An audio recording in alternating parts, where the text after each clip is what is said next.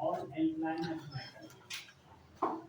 Evening class, myself SK Singh. और आज हम लोग क्लास 12 के लिए न्यूमेरिकल सॉल्व करेंगे, जो कि बहुत इंपॉर्टेंट होंगे क्लास 12 के रिवीजन क्लास के लिए। तो क्वेश्चन इस टाइप से है, क्वेश्चन पहले समझिएगा, इसके बाद हम लोग क्वेश्चन सॉल्व करेंगे। क्वेश्चन कह रहा है कि a ray of monochromatic light passes through a equilateral glass prism। equilateral glass prism का मतलब क्या है?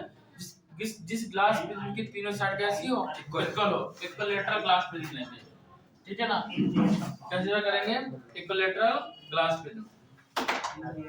तो ध्यान दीजिएगा, हम लोगों ने इक्विलेटरल ग्लास प्रिज्म लिया जिसकी ईस्ट साइड इक्वल। जब east side equal means 60 degree. कितनी डिग्री का? 60 डिग्री। ए बी सी, ठीक है ना, ये 60 डिग्री का। कह रहा है कि a ray of monochromatic light passes through an equilateral glass prism in such a way that the angle of incidence is equal to the angle of emergence। means I equal किसके हैं? E के।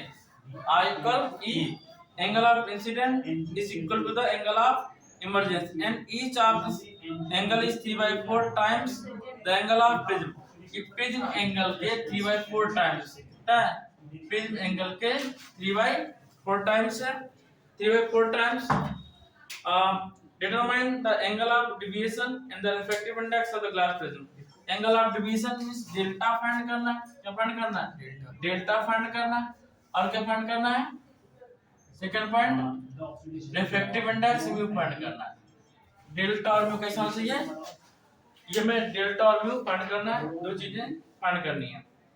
तो हम लोग पता है कि I equal E equal 3/4 into के, और आपको पता है कि ये A 60 डिग्री का है। जब A 60 डिग्री का है तो I equal E 3/4 into 60 degree. तो I equal E equal 3 into 15 four जा 60।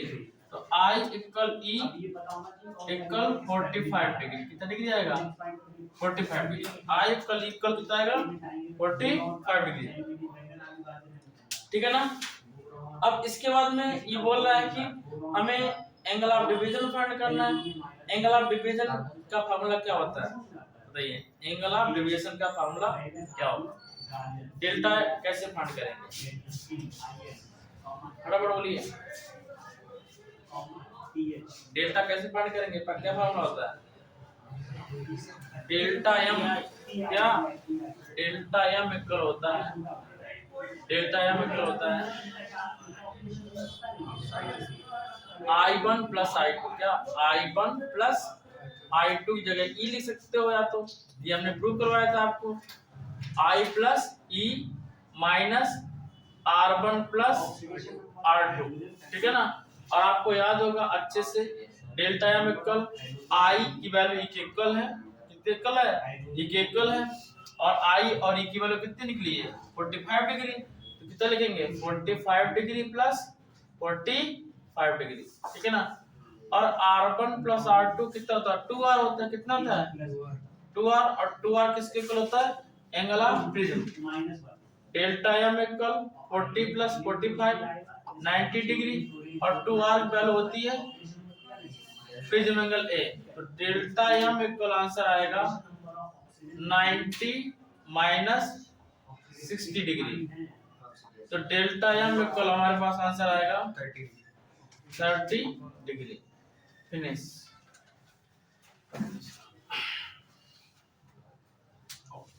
क्या होगा? रिफ्रैक्टिवनेस किससे डिनोट करते हैं? म्यू से। और म्यू इक्वल क्या आता है?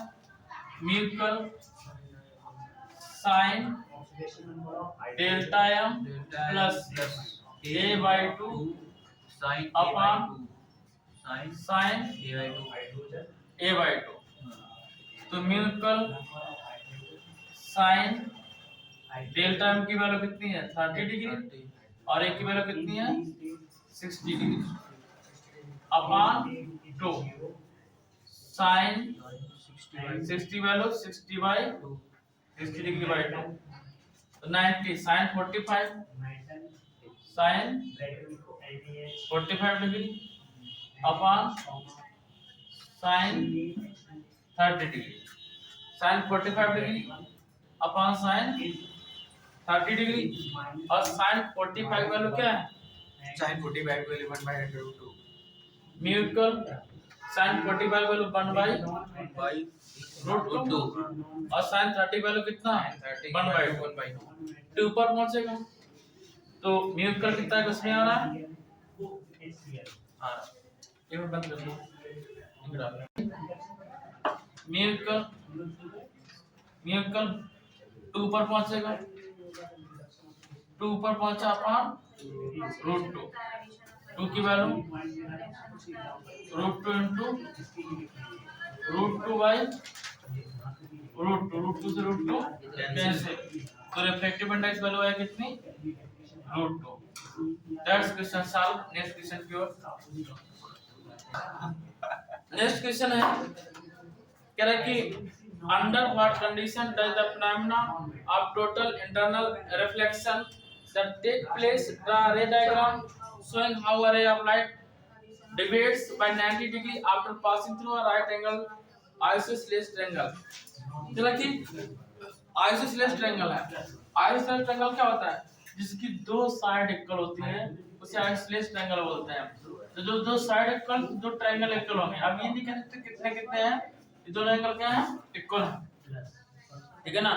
और टोटल इंटरनल रिफ्लेक्शन क्या होता है पहले समझिएगा, टोटल इंटरनल रिफ्लेक्शन क्या होता है, टोटल इंटरनल रिफ्लेक्शन का मींस ये होता है कि यदि कोई लाइट 90 डिग्री से रिफ्लेक्ट कर रहा है, जैसे हम लोग पढ़ चुके हैं, देखो इसमें आपको आंसर कैसे देना है, जैसे ये रिफ्लेक्शन है, रिफ्लेक्शन की बात करेंगे लाइट एंटर करेगा और ये ऊपर वो डेंसर मीडियम और नीचे क्या हो रेयर मीडियम, और जब लाइट आउट होगी तो उसका रिफ्लेक्शन कैसा होगा, ऐसा होगा।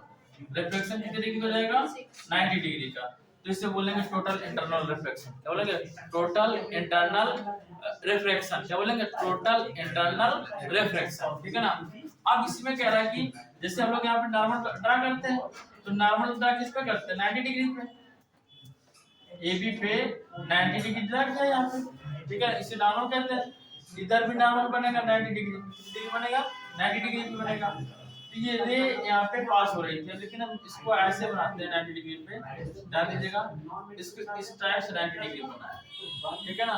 जब इसको 90 डिग्री बनाएंगे, 90 डिग्री का है, और यही जो नॉर्मल था, नॉर्मल से ही रे पास कराई जा रही है, किससे रे पास कराई जा रही है, नॉर्मल से।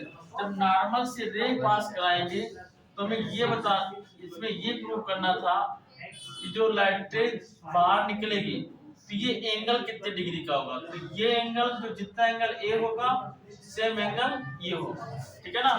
ये एंगल ए के इक्वल होगा, किसके इक्वल होगा, अल्टरनेट एंगल बन रहा है, ये किसके इक्वल होगा, ए के इक्वल होगा। कितने, ये ए एंगल है प्रिज्म एंगल, तो ये कितना होगा प्रिज्म एंगल होगा, क्या होगा प्रिज्म एंगल। अगर इमर्जेंट एंगल फाइंड करना होगा तो इमर्जेंट एंगल ये आ जाएगा, और जो एंगल ये ए होगा, ठीक है ना। अब ये होता है 180 डिग्री का, कितने डिग्री होता है 180 डिग्री का, 180 से जो भी जैसे x की वैल्यू से 60 आ गई, 60 तो कितना बचेगा 30, तो कितना जाएगा 60 जाएगा। जो एंगल ए होगा वही हमारा इमर्जेंट एंगल होगा। ये क्या कौन सा एंगल होता है, इमर्जेंट एंगल होता है। इस कंडीशन में टोटल इंटरनल रिफ्लेक्शन में इंसिडेंट एंगल और इमर्जेंट एंगल इक्वल नहीं होंगे। Emergent angle does not equal to the total internal reflection में I does not equal to the E, I के इक्वल नहीं होगा। पास array PQ incident normally on the refractive surface। एक नेक्स्ट क्वेश्चन है जिसमें बताया गया है कि array PQ incident normally on the refracting face BA is reflected in the prism BAC। एक प्रिज्म BAC है, अभी बनाएंगे। Made of material of refractive index 1.5, complete the path of the through the prism from which face will be ray emerge। कौन सा face रे emerge करेगा, कौन सा फेस रे इमर्ज करेगा, जस्टिफाई योर आंसर। आपको आंसर से ही प्रूव करना है कि कौन सा फेस रे इमर्ज करेगा, ठीक है। तो ध्यान दीजिए, देखिएगा इसमें जो फिगर आपको बताया गया है वो फिगर इस टाइप से बना हुआ है।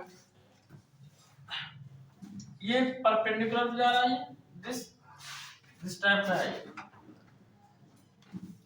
और ये ए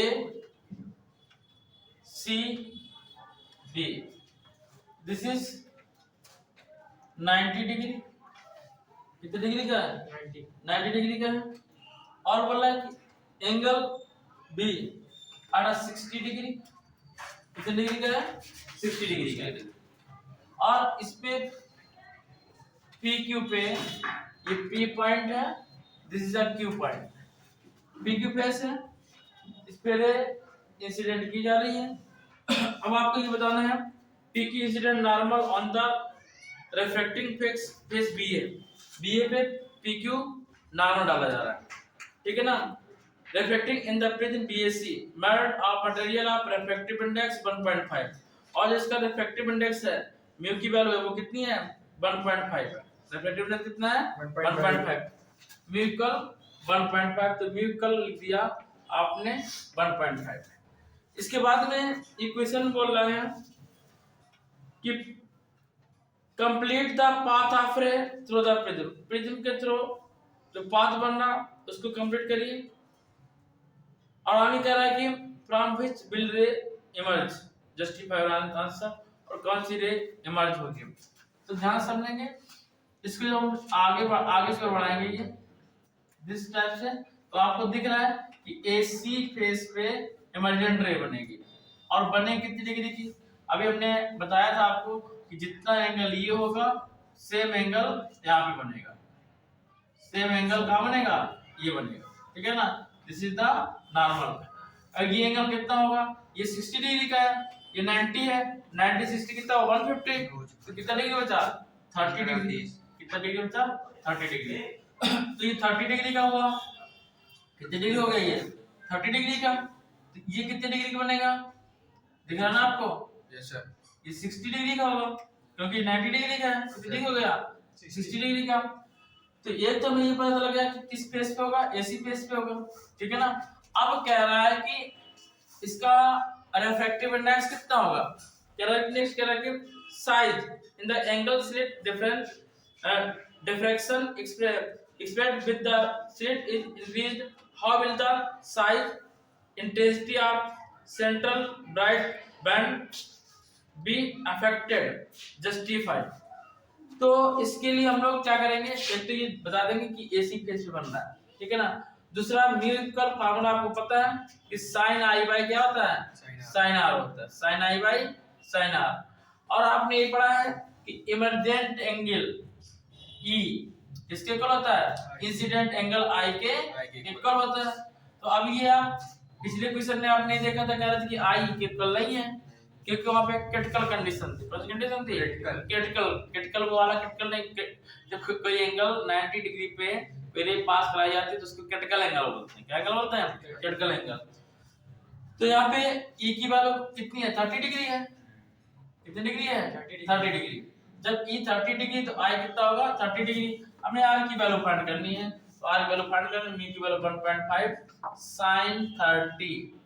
sin 30 अपॉन sin r, तो sin r इक्वल कितना है, sin r की वैल्यू फाइंड करेंगे, तो sin 30 और by sin 30 by 1.5, और sin 30 का मतलब 1.5 upon 1.5 करेंगे कितना आएगा 1 आएगा, कितना आएगा हमारे पास, तो sin r इक्वल 1 आएगा, कितना आएगा 1, तो r इक्वल कितना आएगा 90 डिग्री, तो रिफ्लेक्शन कितना आएगा नॉर्मल, r कितना डिग्री आएगा 90 डिग्री। तो फिर आज के लिए बस इतना ही, नेक्स्ट क्वेश्चनों के साथ में